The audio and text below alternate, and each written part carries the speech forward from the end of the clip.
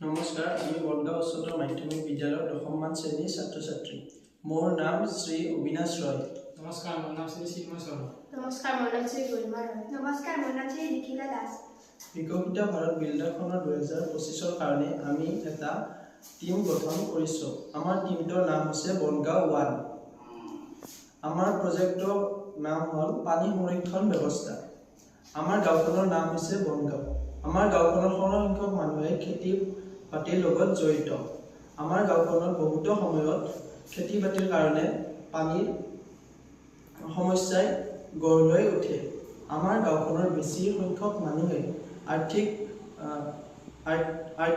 আৰ্থিকভাৱে সক্ষম নহয়, সেয়েহে সঠিক পৰিমাণত খেতি পথাৰত পানী যোগান ধৰিব নোৱাৰে। সেয়ে আমি ভাবিছোঁ যে বৰষুণৰ পানী সংৰক্ষণ কৰি ড্ৰিপ ইৰিগেশ্যন পদ্ধতিৰে খেতি পথাৰত দিয়াৰ ব্যৱস্থা কৰাৰ বাবে এটা মডেল যুগুতাইছোঁ।